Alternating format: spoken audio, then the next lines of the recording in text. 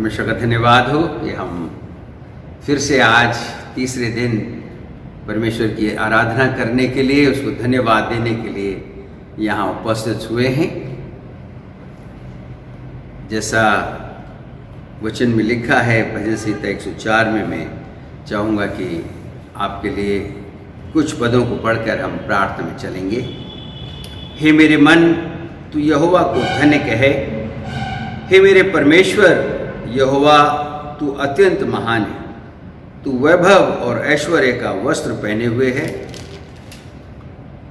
जो उज्ज्वले को चादर के समान ओढ़े रहता है और आकाश को तंबू के समान ताने रहता है, जो अपनी अटारियों की कड़ियाँ जल में धरता है और मेघों को अपना रथ बनाता है और पवन के पंखों पर चलता है, जो पवनों को अपने दूत और धधकती आग को अपने टहलुए बनाता है।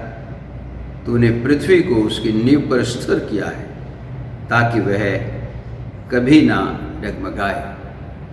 परमेश्वर का धन्यवाद हो। आज इस तीसरे दिन में हम इस संध्या में उपस्थित हुए हैं। अपने वीडियो के माध्यम से हम इस आराधना में शामिल हो रहे हैं।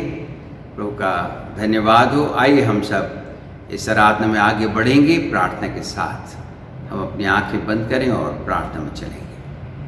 हमारे जीवित और महान परमेश्वर, धन्यवाद देते हैं पिता, आपने पिछले 2 दिनों में अपने बच्चों से प्रभु इन दिनों में ख़ास रीति से बात की।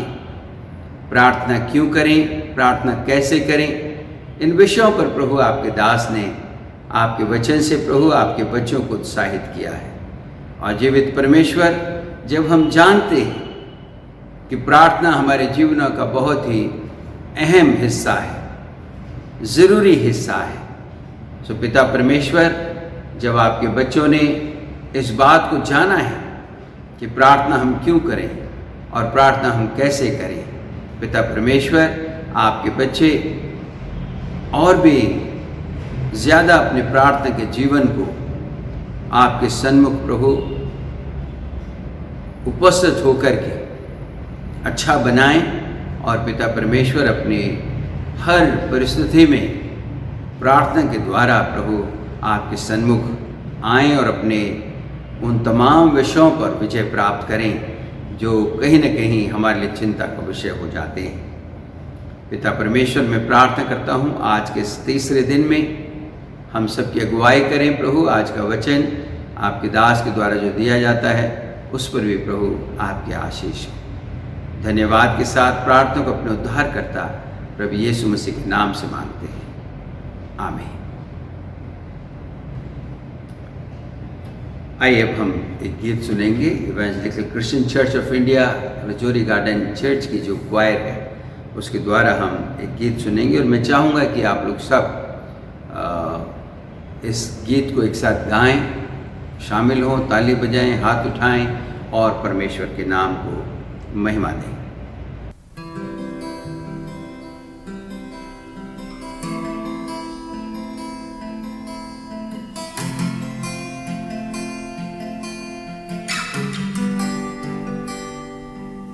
अपने हाथ से मुझे चलाता, अपनी छाँव में मुझे छिपाता, अपनी आशीष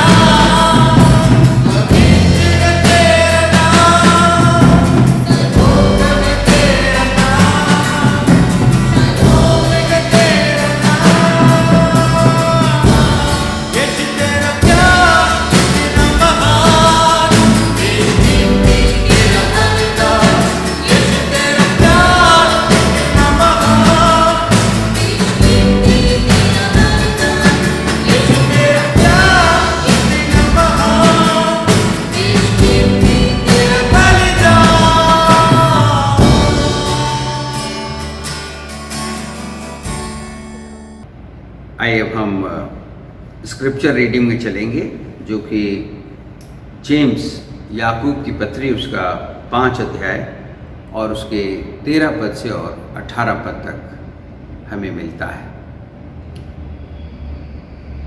याकूब की पत्री जेम्स चैप्टर 5 वर्सेस 13 to 18। और मैं विनती करूंगा कि ब्रदर जेकब थॉमस सामने आकर इन पदों को पढ़ें। आप सभी को जय मसीह की। आइए हम आज परमेश्वर के वचन से पढ़े याकूब की पत्री 5:13 से 18। याकूब की पत्री 5:13 से 18। यदि तुम में से कोई दुखी है तो वह प्रार्थना करे, यदि आनंदित है तो वह स्तुति के भजन गाए। यदि तुम में से कोई रोगी है तो कलीसिया के प्राचीनों को बुलाए और वो प्रभु के नाम से उस पर तेल मलकर उसके लिए प्रार्थना करें, और विश्वास की प्रार्थना के द्वारा रोगी बच जाएंगे और प्रभु उसको उठाकर खड़ा करेगा। और यदि उसने पाप भी किए हो तो उनकी भी क्षमा हो जाएगी। इसलिए तुम आपस में एक दूसरे के सामने अपने अपने पापों को मान लो और एक दूसरे के लिए प्रार्थना करो, जिससे चंगे हो जाओ। धर्मी जन की प्रार्थना के प्रभाव से बहुत कुछ हो सकता है। एलिया भी तो हमारे समान दुख सुख भोगी मनुष्य था, और उसने गिड़गिड़ाकर प्रार्थना की कि मेह ना बरसे, और 3.5 वर्ष तक भूमि पर मेह नहीं बरसा। फिर उसने प्रार्थना की तो आकाश से वर्षा हुई और भूमि फलवंत हुई। यह परमेश्वर का वचन है। आइए अब हम कांग्रेगेशनल प्रेयर में चलेंगे, और मैं विनती करूंगा कि मिस्टर मदन लाल इस प्रार्थना में हमारी अगुवाई करें। आइए हम प्रार्थना करें। स्वर्गीय महान पिता परमेश्वर, जीवित और सामर्थ्य परमेश्वर, हम तेरे शुक्रगुजार हैं सुंदर समय के लिए। प्रभु जी, आपने जो हमें दिया, प्रभु तेरा धन्यवाद करते हैं। तेरी नेमतों के लिए, तेरी आशीषों के लिए आज तक आपने सुरक्षित रखा पिता परमेश्वर, हम तेरा धन्यवाद करते हैं। लाख लाख धन्यवाद हो प्रभु जी। और प्रभु जी, हम तेरा धन्यवाद करते हैं आज के दिन के लिए, जो कन्वेंशन का 3रा दिन है पिता परमेश्वर। आपने 2 दिन में अपनी करुणा, अपनी दया हमारे पर बनाए रखी और हमें आशीषित किया प्रभु जी। तेरे वचनों के द्वारा हमने आशीष पाई प्रभु जी, तेरा शुक्र धन्यवाद करते हैं। जबकि आज 3रा दिन कन्वेंशन का है, उसमें प्रभु जी हम तेरी आशीष बरकत चाहते हैं। आप शुरू से लेकर अंत तक हमारे साथ, हमारे संग रहना पिता परमेश्वर। तेरा धन्यवाद, तेरा शुक्र करते हैं। खास प्रार्थना करते हैं आज के दिन के लिए, जो प्रभु जी आपने कन्वेंशन के तौर पे हमें दिया है। ये शुनासी हम आज के दिन को याद करते हैं, जो कि 47 वर्ष पूरे हो चुके हैं इस चर्च को पिता। तूने उसको सुरक्षित रखा है, और खुदावंद हम सब कलीसिया के साथ रहे। धन्यवाद, तेरा शुक्र करते हैं पिता परमेश्वर। खास प्रार्थना करते हैं आज के वचन के लिए पिता, जो आपने भाई जोसेफ को आपने हमारे लिए स्थित किया है प्रभु जी। हम उसके लिए प्रार्थना करते हैं, उसके हृदय को खोल और कानों को खोल पिता, ताकि वो जो भी वचन अपने पवित्र वचन में जो सुनाए प्रभु जी, वो हमारे हृदयों में छिद जाए और उस पर अमल कर सके पिता परमेश्वर। हम तेरा लाख लाख धन्यवाद करते हैं।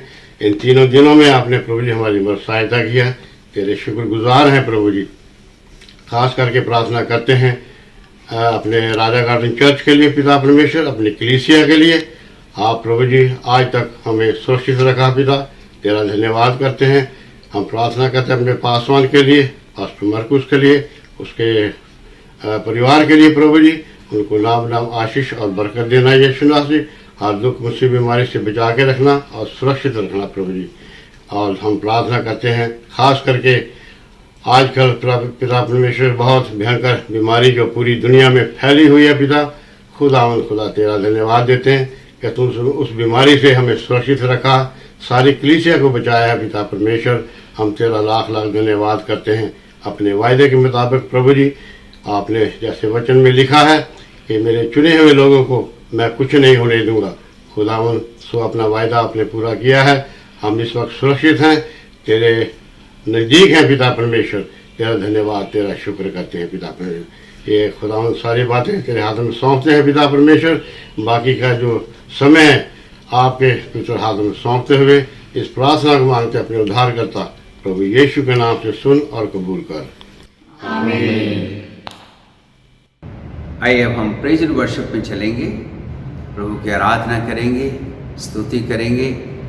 और मैं चाहूँगा कि आप लोग सब जो अपने अपने घरों में हैं सभी इस आराधना में शामिल हों।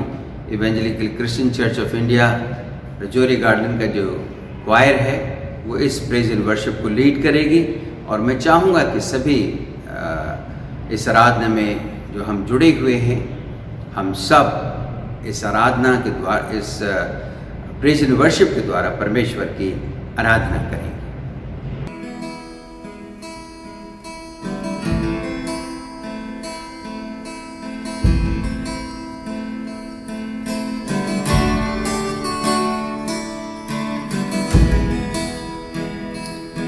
यीशुआ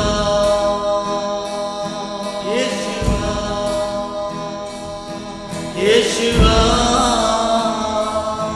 यीशुआ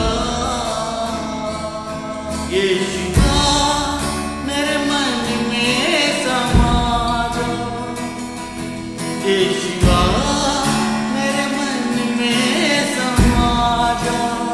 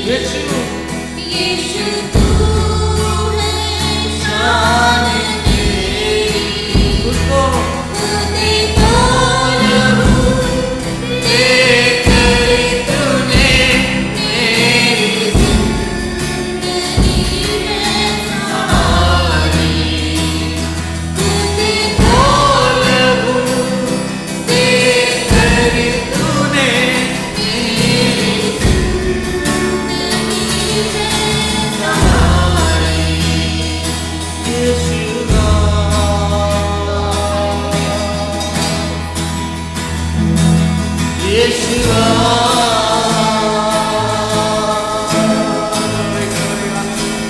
यीशुआ मेरे मन में समा जा यीशुआ मेरे मन में समा जा यीशुआ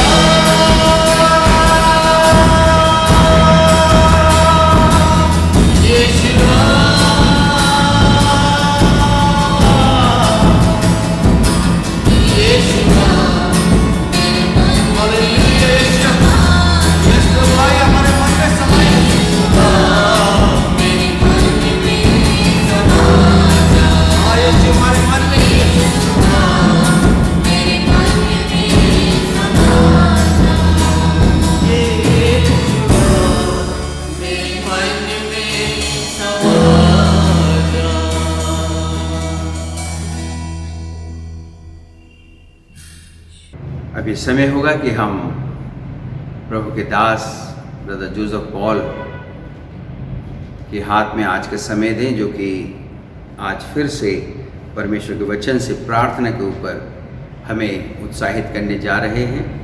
आज का जो विषय है वो यह है कि हमारी प्रार्थनाएं क्यों नहीं सुनी जाती। बहुत ही महत्वपूर्ण विषय है मेरे प्रेजिजों। कई बार ये प्रश्न हमारे आते हैं कि हम बहुत प्रार्थना कर रहे हैं लेकिन हमारी प्रार्थना सुनी नहीं जाती। क्यों नहीं सुनी जाती? इसी विषय पर आज हम परमेश्वर का वचन सुनेंगे। इससे पहले कि मैं उनको बुलाऊं और इस वचन को बांटें, मैं बहुत बहुत धन्यवाद देता हूं उनके इस समय को जो उन्होंने हमें दिया है, हमारे इनविटेशन को एक्सेप्ट किया और पूरी कलीसिया को इस 47वें वर्ष के अवसर पर उन्होंने प्रार्थना, जो कि बहुत महत्वपूर्ण हिस्सा है, प्रार्थना के ज़रिए उन्होंने पूरी कलीसिया को उत्साहित किया है। सो मैं प्रभु को बहुत बहुत धन्यवाद देता हूँ उनके जीवन के लिए और प्रार्थना करता हूँ कि उनकी सेवा प्रभु और ज़्यादा आशीषित करें। फिर से बहुत बहुत उनको धन्यवाद देता हूँ मैं कलीसिया की तरफ से, अपनी तरफ से, कि प्रभु उनके सेवकाई को बहुत ऐसे आशीषित करें। आइए अब हम आज के वचन में चलेंगे और ब्रदर जोसेफ पॉल हमारे साथ परमेश्वर का वचन बांटेंगे। तो आज का शीर्षक है परमेश्वर आपकी प्रार्थना क्यों नहीं सुन रहा है। अब ये एक बहुत बड़ी समस्या होती है किसी भी मसीही के लिए। अगर परमेश्वर हमसे प्रेम करता है और हमारा भला ही चाहता है तो फिर वो हमारी प्रार्थना क्यों नहीं सुनता। पहले मेरे मन में भी ये सवाल बहुत बार आता था और मेरा विश्वास कम होने लग जाता था, लेकिन जैसे जैसे मैं वचन में बढ़ता गया मुझे इसका स्पष्ट और सही उत्तर मिलता गया और यही मैं आज आप सबको बताना चाहता हूं। लेकिन पहले मैं आपको एक उदाहरण देना चाहता हूं। छुट्टी के दिन सुबह सुबह एक पति बालकनी में बैठा अखबार पढ़ रहा है और वो अपनी पत्नी को आवाज देता है, भाई मुझे चाय देना जरा। अब 15 मिनट गुजर जाते हैं, ना चाय आती है ना कोई जवाब आता है। तो इस बार पति महोदय थोड़ा और जोर से आवाज लगाते हैं, अरे भाई वो चाय का क्या हुआ। अब फिर से 10 मिनट गुजर जाते हैं लेकिन ना चाय का आता पता ना पत्नी का। अब तो पति महोदय को बड़ा गुस्सा आता है और वो झट से उठकर दंदनाते हुए रसोई में पहुंच जाते हैं, लेकिन पता चलता है कि पत्नी जी तो वहां है नहीं। तब वो बाथरूम में चेक करते हैं, वहां भी नहीं है। फिर वो पूरे घर में ढूंढ लेते हैं लेकिन पत्नी कहीं नहीं मिलती। अब इससे पहले कि पति कुछ सोचते, पत्नी घर में प्रवेश करती है दूध के पैकेट के साथ। पति पूछते हैं, भाई तुम कहां चली गई थी, मैं कब से चाय मांग रहा हूं। पत्नी कहती है, वो कल बिट्टू ने ज्यादा दूध पी लिया था तो दूध खत्म हो गया था, इसलिए मैं दुकान तक गई थी दूध खरीदने के लिए ताकि आपके लिए चाय बना सकूं, पर वहां थोड़ी भीड़ थी इसलिए देर लग गई। अब ये जानने के बाद पति महोदय क्या कहे, उनका सारा गुस्सा ही उड़ जाता है। फिर भी वो अपनी बात ऊपर रखने के लिए कह देते हैं, भाई कम से कम बताकर तो जाना चाहिए था ना। अब ऐसी नोकझोंक तो चलती रहती है पति पत्नी के बीच में, लेकिन इसमें प्यार भी होता है। पर मुद्दा यह है कि ऐसा नहीं था कि पत्नी जानबूझकर पति को चाय नहीं दे रही थी या वो पति की इज्जत नहीं करती थी और पति को नीचा दिखाना चाहती थी, और ना ही पत्नी का कोई ऐसा इरादा था कि वो पति को चाय ना दे। फिर भी पति को गुस्सा आया कि उसकी पत्नी उसकी फरमाइश पूरी क्यों नहीं कर रही है, क्योंकि वो उसका कारण नहीं जानता था, इसलिए उसको गुस्सा आया। तो ऐसे ही जब परमेश्वर हमारी फरमाइशें पूरी नहीं करता तो हमें भी कभी कभी गुस्सा आने लगता है, क्योंकि हमें उसका कारण नहीं पता होता। तो यहां कोई कहेगा कि ब्रदर, हम परमेश्वर से कोई फरमाइश नहीं करते, हम तो केवल प्रार्थना करते हैं। एक मसीही की प्रार्थनाएं फरमाइशों में कब बदल जाती है, ये कभी कभी उसको पता ही नहीं चलता। इसलिए आप इस संदेश को ध्यान से सुनिए। परमेश्वर ने पहले मनुष्य आदम को चुनने का अधिकार दिया था, फ्री विल, क्योंकि वो चाहता था कि मनुष्य अपनी इच्छा से परमेश्वर को चुने और उससे प्रेम करे, क्योंकि उसी में सच्चा प्रेम होता है। अगर परमेश्वर ने आदम को चुनने का अधिकार नहीं दिया होता और उसे प्रोग्राम किया होता, मतलब चाबी दी होती उसको, अर्थात उसे कठपुतली की तरह बनाया होता कि जैसा परमेश्वर चाहेगा वैसा ही वो करेगा, तो आदम परमेश्वर की आज्ञा कभी नहीं तोड़ता। लेकिन फिर वो प्रेम जबरदस्ती का प्रेम होता, मतलब जैसे परमेश्वर नचाता आदम वैसे ही नाचता रहता जीवन भर। लेकिन परमेश्वर ने मनुष्य को चुनने का अधिकार दिया ताकि हम परमेश्वर और शैतान के बीच अपनी इच्छा से चुनाव कर सकें। अब कुछ लोग तो सुसमाचार पर विश्वास करके यीशु मसीह को अपना उद्धारकर्ता स्वीकार कर लेते हैं, अर्थात परमेश्वर को चुन लेते हैं और मसीही कहलाते हैं।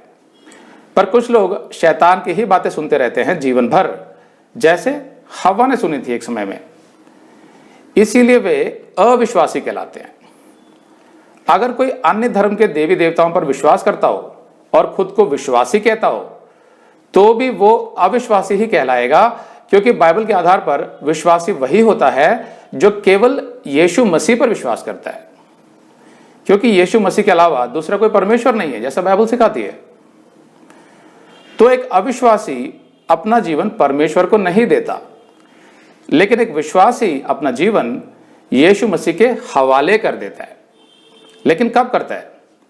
जिस घड़ी वो अपने पापों से मन फिराकर यीशु के बलिदान से मिलने वाली क्षमा को स्वीकार कर लेता है और यीशु को अपना एकमात्र परमेश्वर स्वीकार कर लेता है, उसी क्षण वो अपना जीवन यीशु को सौंप देता है कि प्रभु, मुझसे अपना जीवन नहीं संभाला जाता, अब से तू मेरा जीवन संभाल, अब से जैसा तू कहेगा मैं वैसा ही करूंगा।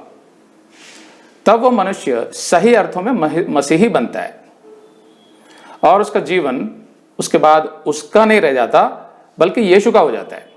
इसीलिए पौलुस कहता है गलातियों के 2:20 में, मैं मसीह के साथ क्रूस पर चढ़ाया गया हूं और अब मैं जीवित ना रहा, पर मसीह मुझ में जीवित है।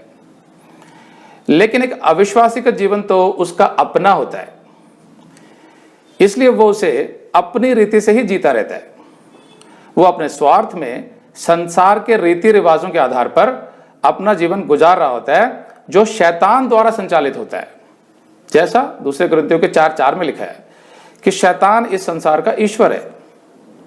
पौलुस विश्वासियों को समझाते हुए कहता है इफिसियों के 4:17 से 18 में, इसलिए मैं यह कहता हूं और प्रभु में जताए देता हूं कि जैसे अन्य जातीय लोग अपने मन की अनर्थ की रीति पर चलते हैं, तुम अब से फिर ऐसे ना चलो, क्योंकि उनकी बुद्धि अंधेरी हो गई है और उस अज्ञानता के कारण जो उनमें है और उनके मन की कठोरता के कारण वे परमेश्वर के जीवन से अलग किए हुए हैं, तभी वो अविश्वासी कहलाते हैं। अब क्योंकि एक अविश्वासी अपने चुनने के अधिकार का गलत इस्तेमाल करके अपने ढंग से जी रहा होता है, इसलिए परमेश्वर उसके जीवन में अपनी कोई योजना लागू नहीं कर पाता, क्योंकि उसका जीवन तो उसके हाथ में ही होता है, वो देता नहीं है परमेश्वर को। लेकिन एक विश्वासी का जीवन तो यीशु चला रहा होता है। परमेश्वर ने जगत की उत्पत्ति के पहले ही अपने पूर्व ज्ञान के आधार पर उस विश्वासी के पूरे जीवन के लिए एक योजना बना रखी होती है, जिसे वो उसी घड़ी लागू कर देता है जिस घड़ी वो विश्वासी यीशु को अपना उद्धारकर्ता स्वीकार कर लेता है। दूसरे शब्दों में, परमेश्वर तो जानता था कि वो मनुष्य एक दिन उसके पुत्र यीशु को स्वीकार कर लेगा, इसीलिए उसने उसके आगे के जीवन की सारी योजना बना ली थी उत्पत्ति के पहले ही। बस वो तो उस मनुष्य के मन फिराव का इंतजार कर रहा था ताकि वो अपनी योजना जो उस मनुष्य के जीवन के लिए है उसे लागू कर सके। इफिसियों का 1:4 कहता है, जैसा उसने हमें जगत की उत्पत्ति से पहले उसमें चुन लिया, उसकी योजना में, कि हम उसके निकट प्रेम में पवित्र और निर्दोष हों। परमेश्वर ने यिर्मयाह से कहा, यिर्मयाह 1:5 में, गर्भ में रचने से पहले ही मैंने तुझ पर चित्त लगाया और उत्पन्न होने से पहले ही मैंने तुझे अभिषेक किया, मैंने तुझे जातियों का भविष्यद्वक्ता ठहराया। तो जो परमेश्वर ने यिर्मयाह से कहा वही वो आपसे भी कह रहा है कि उसने आपको अपनी योजना के लिए चुन लिया है। तो अब सवाल ये उठता है कि क्या है वो योजना जो परमेश्वर ने एक मसीही के लिए तैयार किया होता है। यिर्मयाह 23:11 कहता है, क्योंकि यहोवा की वाणी है कि जो कल्पनाएं अर्थात जो योजनाएं मैं तुम्हारे विषय में करता हूं उन्हें मैं जानता हूं, वे हानि की नहीं वरन कुशल ही की हैं और अंत में तुम्हारी आशा पूरी करूंगा। तो यहां पर परमेश्वर क्या कह रहा है, जो योजनाएं मैं तुम्हारे विषय में करता हूं, मतलब आपके लिए योजनाएं कौन बना रहा है? परमेश्वर। तो एक नया विश्वासी कभी कभी सोचता है कि परमेश्वर अपने जीवन की योजना तो मैं खुद बनाऊंगा ना, फिर आपसे उस विषय में प्रार्थना करूंगा ताकि आप मेरी योजना को पूरी करने में मेरी मदद करें। ऐसा वो सोच सकता है, लेकिन नहीं, आप तो अपना जीवन पहले ही यीशु को दे चुके हैं, ये कहकर कि यीशु अब मैं आपके हिसाब से चलूंगा। तो फिर योजना आपकी कैसे हो सकती है? अब तो यीशु अपनी योजना पूरी करेगा आपके जीवन के द्वारा। तो यहां पर यह समझना जरूरी है कि आखिर परमेश्वर की योजना है क्या। परमेश्वर की योजना है हर उस मनुष्य का जो यीशु का शब्द सुनता है उसका उद्धार करके उसे अपने अनंत काल के राज में प्रवेश कराना, क्योंकि अंत में तो इस संसार में यीशु का ही राज होगा 1000 साल के लिए, जैसा प्रकाशित वाक्य 20:4 में लिखा है। और उसके बाद विश्वासी अनंत काल के लिए परमेश्वर के साथ रहेंगे। यह है परमेश्वर की योजना मानव जाति के लिए, जिसके लिए उसने मनुष्य की सृष्टि की थी, अपना अनंत काल का परिवार बनाने के लिए। बाइबल सिखाती है कि परमेश्वर हर हाल में अपनी यह योजना पूरी करेगा, भले ही शैतान उसमें कितनी भी रुकावटें डाले।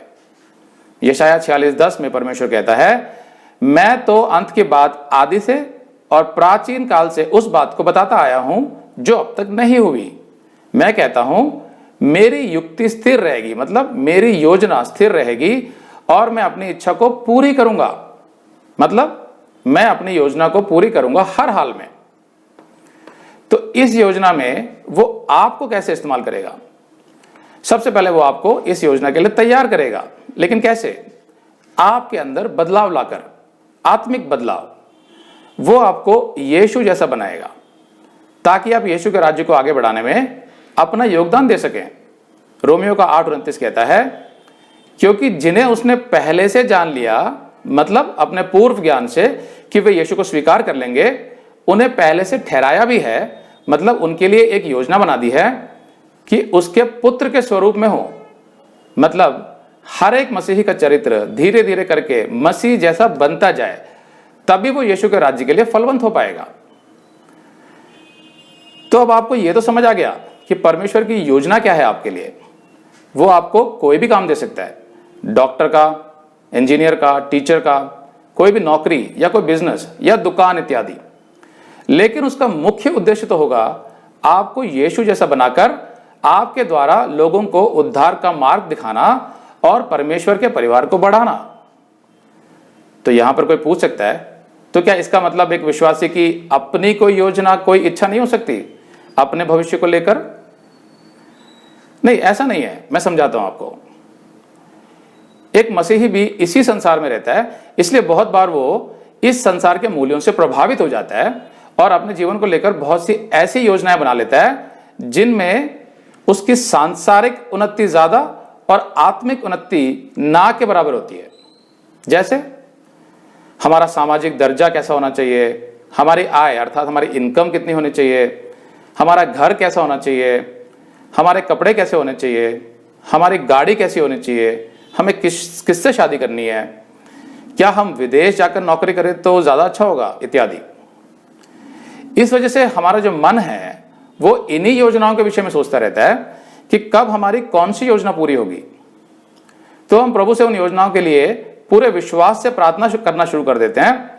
अब मैं यहां पर यह नहीं कह रहा कि आपको इन विषयों के लिए प्रार्थना नहीं करनी चाहिए, आप बिल्कुल कर सकते हैं। लेकिन समस्या यह होती है कि हम ये भूल जाते हैं कि हम केवल अपनी योजनाओं के लिए प्रार्थना कर रहे हैं। प्रभु की योजना हमारे लिए क्या है ये तो हम जानने की कोशिश ही नहीं करते, और ना ही हम ये जानने की कोशिश करते हैं कि क्या करने से हमारी आत्मिक उन्नति होगी। ऐसे में होता यह है कि हम अपनी योजनाओं के लिए प्रार्थना कर रहे होते हैं जो कभी कभी प्रभु की योजना के साथ मेल नहीं खाती।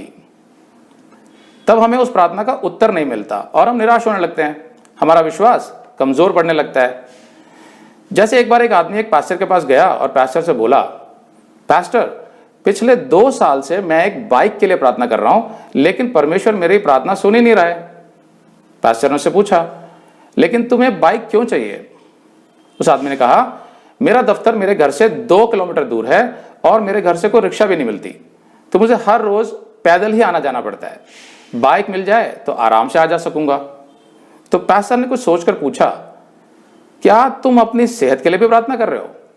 उस आदमी ने कहा, हाँ, पिछले 2 सालों से मेरी सेहत कुछ खराब ही रहती है, कई बार डॉक्टर के पास जाना पड़ जाता है। हर बार वो कहता है कि मुझे अपनी सेहत के लिए कुछ एक्सरसाइज करनी पड़ेगी, लेकिन मेरे पास तो अपनी नौकरी से टाइम ही नहीं बचता। पास्टर ने जवाब दिया, मुझे लगता है कि परमेश्वर तुम्हारी सेहत ठीक करने के लिए ही तुम्हें पैदल चला रहा है। मुझे उम्मीद है कि तुम्हारी सेहत ठीक होते ही वो तुम्हें बाइक भी दिला देगा, तुम प्रार्थना करते रहो। और आगे जाकर ऐसा ही हुआ। 1 साल के बाद उस आदमी की सेहत भी ठीक हो गई और परमेश्वर ने उसे बाइक भी दे दी।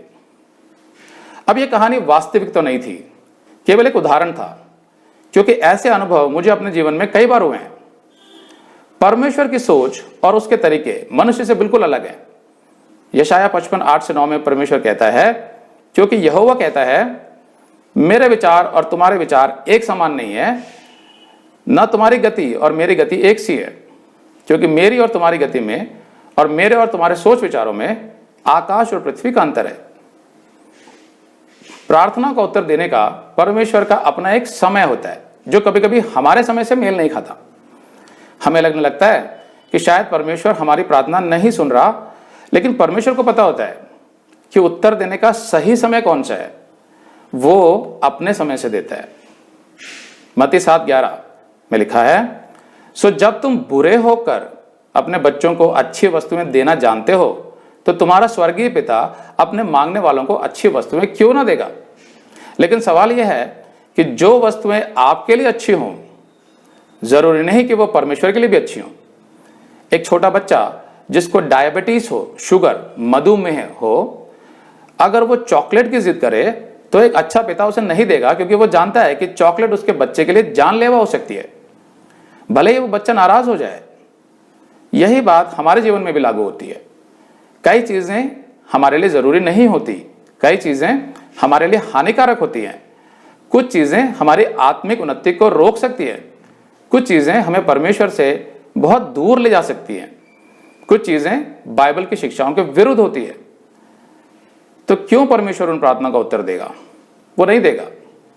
भजन संहिता 84:11 कहता है, यहोवा अनुग्रह करेगा और महिमा देगा, और जो लोग खरी चाल चलते हैं उनसे वह कोई अच्छा पदार्थ रख ना छोड़ेगा। अच्छा पदार्थ मतलब अच्छी चीज। तो परमेश्वर कोई अच्छी चीज तुमसे रोकेगा नहीं अगर तुम खरी चाल चलोगे। तो खरी चाल कैसे चलोगे? परमेश्वर के वचन, बाइबल से। जो बाइबल के आधार पर चलना सीखता जाता है वो परमेश्वर के अनंत काल की योजना को भी समझता जाता है और धीरे धीरे उसकी प्रार्थनाएं परमेश्वर से मेल खाने लग जाती हैं। अब मेरी गवाही यह है कि मेरी बहुत सी इच्छाएं और महत्वाकांक्षाएं, एम्बिशंस हुआ करती थी अपने जीवन को लेकर। तो परमेश्वर ने मुझे बिजनेस में बहुत सफलता दी। उसके बाद मैं मीडिया लाइन में काम करने लगा, वहां पर भी मुझे सफलता मिली। तो मैंने बॉम्बे जाने की योजना बना ली और मैं बॉम्बे चला गया। वहां जाकर भी मुझे सफलता मिलने लगी। मैंने ZTV ज्वाइन कर लिया। मेरा जो जीवन का उद्देश्य था वो था एक बहुत फेमस फिल्मकार बनना, यानी कि निर्देशक और लेखक के रूप में नाम कमाना फिल्म लाइन में। लेकिन साथ साथ मैं परमेश्वर को भी खोज रहा था बहुत सच्चे दिल से। तो उसका उत्तर परमेश्वर ने मुझे दिया और मुझे एक अच्छे पैस्टर से मिला दिया जिसको बाइबल का पूरा ज्ञान था। उसकी वजह से मेरी आत्मिक उन्नति होने लगी और धीरे धीरे परमेश्वर ने मुझे उस मीडिया लाइन से, फिल्म लाइन से निकाल दिया। फिर एक समय के बाद मैंने बाइबल कॉलेज किया और अलग अलग चर्चों में प्रचार करने लगा, इवेंजलिज्म करने लगा, तो मेरा पूरा जीवन बदल दिया। तो भी मन में एक सवाल रहता था, परमेश्वर आखिर तू मेरे जीवन से करवाना क्या चाहता है। अपनी रोजी रोटी के लिए मैंने इंटरनेशनल कॉल सेंटर्स में नौकरी करना शुरू कर दिया था, जहां से मेरी ठीक ठाक इनकम हो जाती थी। तो परमेश्वर से पूछता था, परमेश्वर क्या यही है मेरा जीवन या कुछ और कराना चाहता है तू मुझसे।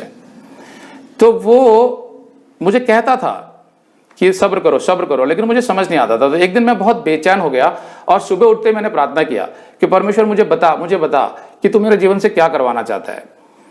तभी एक लड़का जो मुझे हमेशा एसएमएस किया करता था, एक जानकार था और रोज एक एसएमएस भेजता था। उस दिन उसने 3 एसएमएस भेजे सुबह सुबह। तो मैंने उसको पढ़ा तो उसमें 3 आयतें लिखी थी। पहली थी यशाया 43:19। परमेश्वर कहता है, देखो मैं एक नई बात करता हूं, मैं जंगल में एक मार्ग बनाऊंगा और निर्जल प्रदेश में नदियां बहाऊंगा। ऐसा उसने मुझे एकदम से बताया, मैं एक नई बात करता हूं। दूसरा भजन संहिता 46:10, शांत हो जाओ और जान लो कि मैं ही परमेश्वर हूं, मैं जातियों में महान हूं, मैं पृथ्वी भर में महान हूं। तो वो कहता था बेचैन मत रहो। फिर उसने पहला पत्रस 5:7 बताया, अपनी सारी चिंता परमेश्वर पर डाल दो क्योंकि उसको तुम्हारा ध्यान है। ये 3 आयतें उसने मुझे एसएमएस में भेजी। तो मैंने कहा, परमेश्वर क्या आप मुझसे बात कर रहे हैं, क्या आप मुझे कुछ नया दिखाना चाहते हैं एक समय में।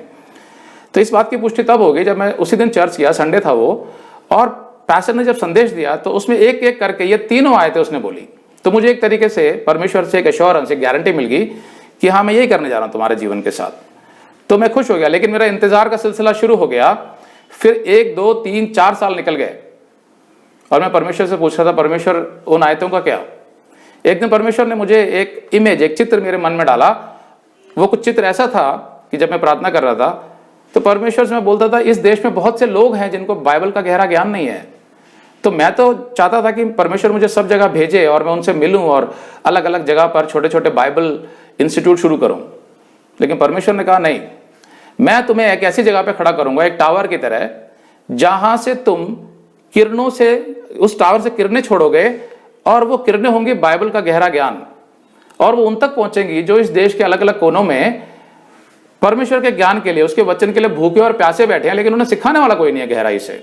तो तुम्हारी किरणें जब उन तक पहुंचेंगी तो जो रोशनी उनके अंदर है वो और बढ़ती जाएगी धीरे धीरे करके, और जिसकी वजह से वो उस रोशनी को बाकी लोगों में फैलाना शुरू करेंगे। ये है मेरी योजना तुम्हारे लिए। तो मैं सोचता था ये कैसे होगा, क्योंकि उस समय पर जो इंटरनेट था वो इतना ज्यादा नहीं था उस समय, मतलब 2-3 साल पहले 1 या 2 GB मुश्किल से मिलते थे लोगों को। तो इतना सारा संदेश वो नहीं देख सकते थे इंटरनेट पे।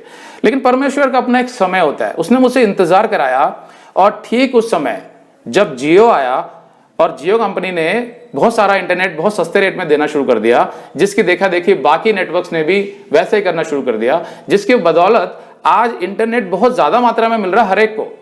वो समय परमेश्वर ने चुना था मेरे काम के लिए। तब उसने मुझे इस काम में डाला कि तुम इंटरनेट पे अपने संदेश डालो और सबको बाइबल सिखाओ। तो क्या मैं ये बात जानता था उस समय कि ऐसा कुछ होने वाला है, कि इंटरनेट इतना खुल जाएगा? नहीं जानता था, लेकिन परमेश्वर जानता था। तो आज भी मेरे में सारे टैलेंट हैं, वो जो परमेश्वर ने दिए थे, लेखन के, निर्देशन के, लेकिन वो सब अब मैं प्रभु के काम के लिए इस्तेमाल करता हूं। ऐसे ही आप भी कीजिए, जो भी आपको टैलेंट दिया है परमेश्वर ने, उसको अपने परिवार के लिए और प्रभु की महिमा के लिए इस्तेमाल कीजिए, अपनी महिमा के लिए नहीं। यही बाइबल सिखाती है। तो अब जब मैं समझ गया हूं कि परमेश्वर के अनंत काल की योजना में मेरा क्या रोल है, तो मेरी इच्छाएं और प्रार्थनाएं भी उसी आधार पर हो गई हैं। नीति वचन 19:21 कहता है, मनुष्य के मन में बहुत सी कल्पनाएं होती हैं, अर्थात बहुत सी योजनाएं होती हैं, परंतु जो युक्ति यहोवा करता है वही स्थिर रहती है। वही मेरे जीवन में भी हुआ। मतलब यहोवा जो योजना बनाता है वही पूरी होती है एक विश्वासी के जीवन में। कभी कभी परमेश्वर प्रार्थना का उत्तर इसलिए नहीं दे रहा होता क्योंकि वो हमें अपने वचन की आज्ञा मानना सिखा रहा होता है, और जब तक हम नहीं सीखते हमारी प्रार्थना वो नहीं सुनता। जैसे पहला पत्रस 3:7 में लिखा है, हे पतियों, तुम भी बुद्धिमानी से पत्नियों के साथ जीवन निर्वाह करो और स्त्री को निर्बल पात्र जानकर उसका आदर करो, यह समझकर कि हम दोनों जीवन के वरदान के वारिस हैं, दोनों मिलकर जीवन के वरदान के वारिस हैं, इसलिए अपनी पत्नी का आदर करो, जिससे तुम्हारी प्रार्थनाएं रुक ना जाएं। नहीं करोगे तो तुम्हारी प्रार्थनाएं रुक सकती है। मतलब परमेश्वर पतियों से कहता है, पहले तुम अपनी पत्नियों का आदर करना सीखो, फिर मैं तुम्हारी प्रार्थना सुनता हूं। कभी कभी हम परमेश्वर से कुछ मांग रहे होते हैं, लेकिन पूरे विश्वास के साथ नहीं। अब यहां मैं आपको विश्वास का मतलब समझाता हूं, क्योंकि लोग अक्सर इसे गलत समझ लेते हैं। तो ध्यान से सुनिए, प्रार्थना में विश्वास का मतलब यह नहीं है कि परमेश्वर मेरे इस काम को करेगा ही करेगा, मुझे पूरा विश्वास है। नहीं, फिर तो आप परमेश्वर को अपनी योजना पर चलाने की कोशिश कर रहे हैं। याद रखिए, परमेश्वर आपका दास नहीं है, बल्कि आप परमेश्वर के दास हैं। विश्वास का मतलब यह होता है कि हमें विश्वास है कि जो हमने मांगा है वो प्रभु कर सकता है, मतलब उसमें सामर्थ्य है उस काम को करने का, भले ही वो प्रार्थना सुनने में अनहोनी लगती हो। यह होता है परमेश्वर पर विश्वास का मतलब। और साथ में हम यहां परमेश्वर की इच्छा की बात भी करेंगे कि परमेश्वर अगर तेरी इच्छा में है तो मुझे पूरा विश्वास है कि तू ये काम मेरे लिए कर सकता है और जरूर करेगा। अगर तेरी इच्छा में है तो वो बड़ी से बड़ी बीमारी से चंगाई दिला सकता है, आपको डूबी हुई बड़ी से बड़ी रकम वापस दिला सकता है, सालों का टूटा हुआ रिश्ता वापस जोड़ सकता है, अगर तेरी इच्छा में है तो। मतलब परमेश्वर में सामर्थ्य है सब कुछ करने का, अगर उसकी इच्छा में है तो। यह होता है विश्वास, if it is in his will. पहला यूहन्ना 5:14 कहता है, और हमें परमेश्वर के सामने जो हियाव होता है वह यह है कि यदि हम उसकी इच्छा के अनुसार कुछ मांगते हैं तो हमारी सुनता है। तो हमें परमेश्वर की इच्छा में मांगना है, लेकिन पूरे विश्वास के साथ कि वो उस काम को कर सकता है। इसमें कोई संदेह नहीं होना चाहिए।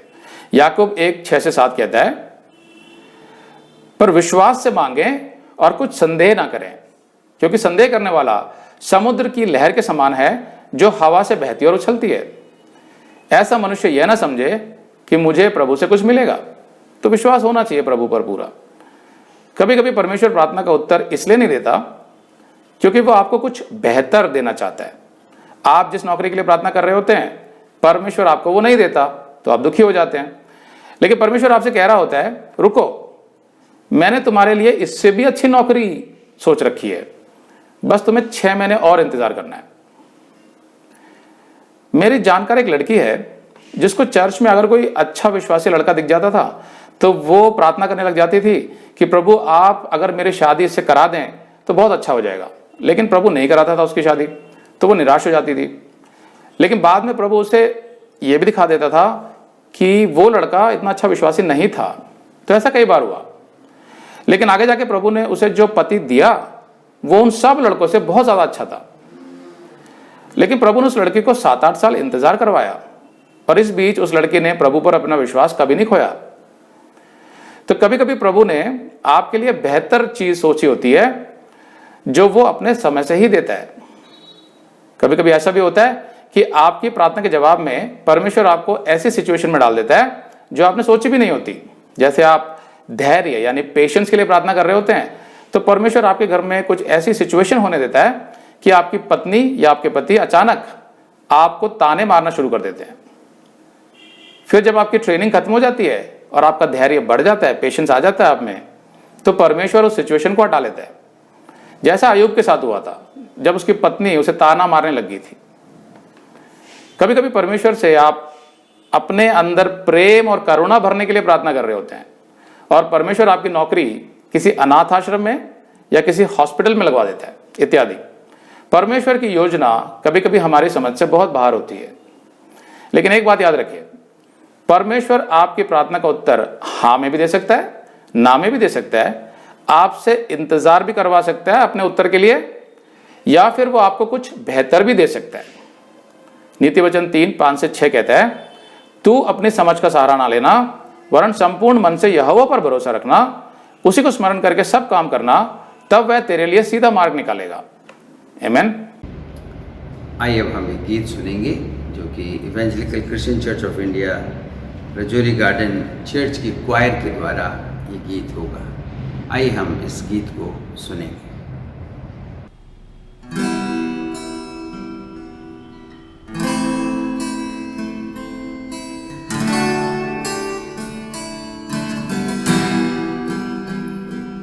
मेरी हर धड़कन में धड़कन तेरा ही नाम हो, तेरा ही नाम हो, तेरा हर सांस की ओ तू बजा, मेरी हर सुबह की शुरुआत हो, हर सांस में ओ तू बसा, मेरी हर धड़कन पे तेरा ही नाम हो, हर सांस की ओ तू बजा, मेरी हर सुबह की तू शुरुआत हो, हर सांस में ओ तू बसा। न हो फासला तेरे मेरे दरमियां, अब तू ले मेरा रहनुमा, ये मेरे दिलदार न हो ये जिस्म मेरा, बन जाऊं मैं तेरे रूह का सिला, मेरी धड़कन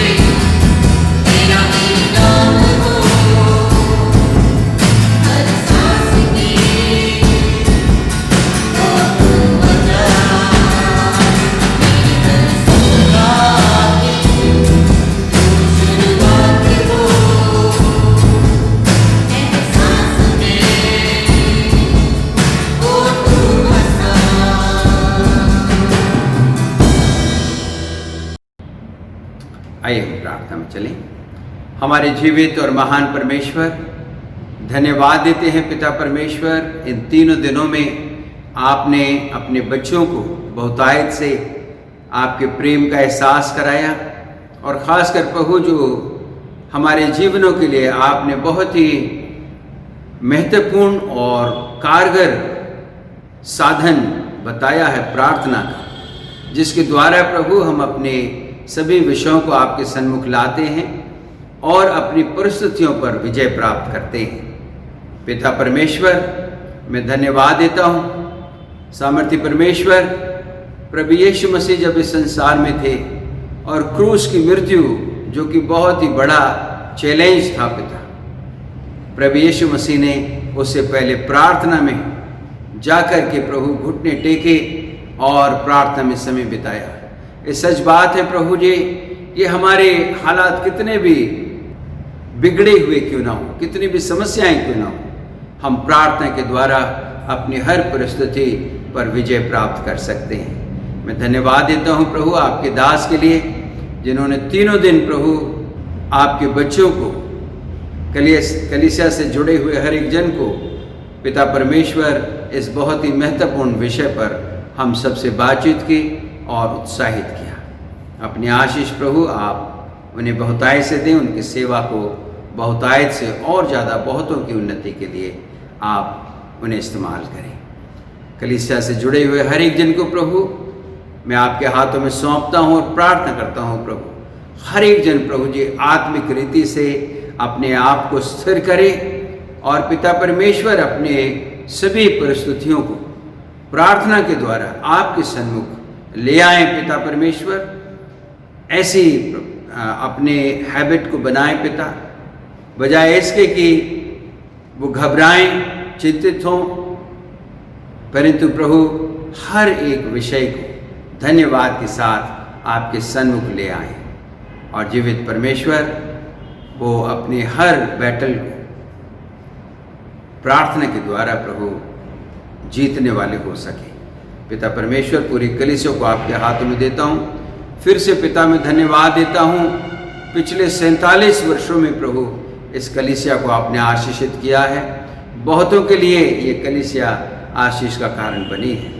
जीवित परमेश्वर, इस 48वें वर्ष में मेरी प्रार्थना है प्रभु कि कलीसिया से जुड़ा हुआ हर एक जन बहुतायत से प्रभु आपके वचन में, वचन की बातों में बढ़ते जाएं पिता और आपकी महिमा करें। जीवित परमेश्वर, जो शुभ समाचार आपने हमें दिया है, जो ग्रेट कमीशन आपने हमें दिया है, उसके प्रति प्रभु कलीसिया का हर एक जन जीवित परमेश्वर आत्मिक रीति से अपनी इस बड़ी जिम्मेवारी को पूरा करने वाले हो सके, क्योंकि प्रभु आपका आगमन निकट है। इससे पहले कि आप आएँ पिता परमेश्वर, हम बहुतों को, ज़्यादा से ज़्यादा लोगों को प्रभु आपके राज्य का वारिस बना सके। जीवित परमेश्वर, मैं अपने सामने जो पूरे जो समय है पिता और बहुत सी परिस्थितियां हैं पिता, जिनके विषय में प्रभु जी हम सब लगातार प्रार्थना कर रहे हैं, आपसे प्रार्थना है प्रभु अनुग्रह करें, दया करें। हर एक चुनौती प्रभु, वो जिस रीति से आज तक आपने हमारे लिए प्रभु जी उस चुनौती के लिए आप लड़े, जीवित परमेश्वर आपने हमें विजय दिलाई है हर बात में, वैसे ही प्रभु आने वाले समय में भी पिता आप हमारी अगुवाई करें। धन्यवाद के साथ इस प्रार्थना को अपने उद्धारकर्ता प्रभु यीशु मसीह के नाम से मांगते हैं, आमीन। आशीष वचन प्राप्त करें। अब हमारे परमेश्वर पिता का प्रेम, मसीह यीशु का अनुग्रह, पवित्र आत्मा की सहभागिता हम सब के साथ अब से लेकर हमेशा हमेशा तक होती रहे, आमीन। प्रभु आप सबको आशीष देवे और जैसा प्रभु के दास के द्वारा परमेश्वर के वचन से आपने सुना है प्रार्थना के संबंध में, मैं चाहूँगा कि आप लोग सब अपने प्रार्थना के जीवन को और ज़्यादा बढ़ाएं, क्योंकि प्रार्थना के द्वारा ही हमारी विजय संभव है। अपने बच्चों को हम प्रार्थना करना सिखाएं, अपने बच्चों को हम प्रार्थना के द्वारा प्रभु के निकट जाना सिखाएं। प्रभु आप सबके साथ हो। आप सब प्रभु के अनुग्रह में निरंतर बढ़ते चले जाएं। प्रभु आप सबको बहुत बहुत आशीष दें। पूरे मन से यकीन करो और दो धन्यवाद।